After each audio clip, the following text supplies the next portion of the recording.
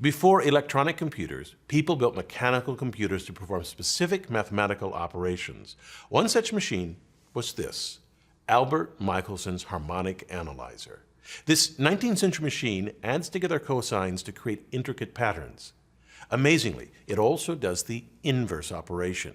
It can take a pattern and reveal the cosines that, when added together, will approximate it.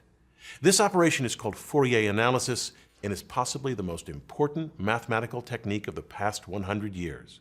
Without Fourier Analysis, there would be no MP3s, JPEGs, or cell phones as we know them today. To celebrate this stunning machine and to gain a greater insight into what Fourier Analysis is and how it works, I'll share in this video some history of this analyzer and then in 3 additional videos detail its operation. In synthesis, I go step by step and examine the key components of the machine and how each plays its part in adding cosines. In analysis, I show you how the machine uses the same mechanical motions to find the frequency components of a signal you want to analyze.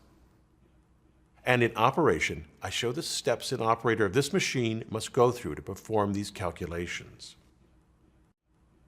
This machine's designer, Albert Michelson, was famous for measuring the speed of light, yet he also measured many other properties of the universe precisely, like the diameter of stars or the rigidity of the Earth.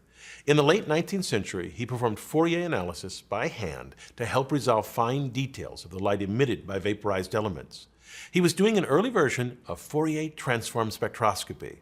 These hand calculations were laborious, so he invented this machine to automate these calculations. He built a prototype machine similar to this one in 1897, and then a larger prototype 4 times the size a year later.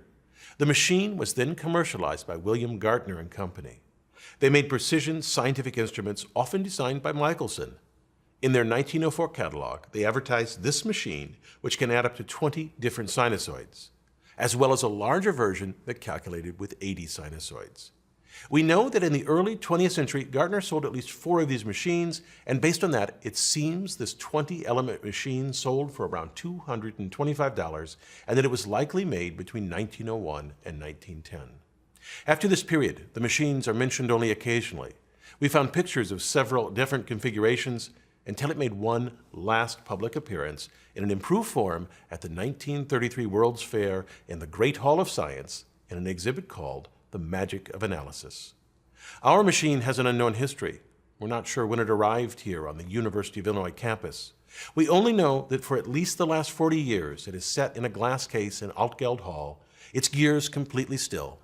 Join me as I bring back to life this stunning mechanical computer. I'm Bill Hammack, the Engineer Guy.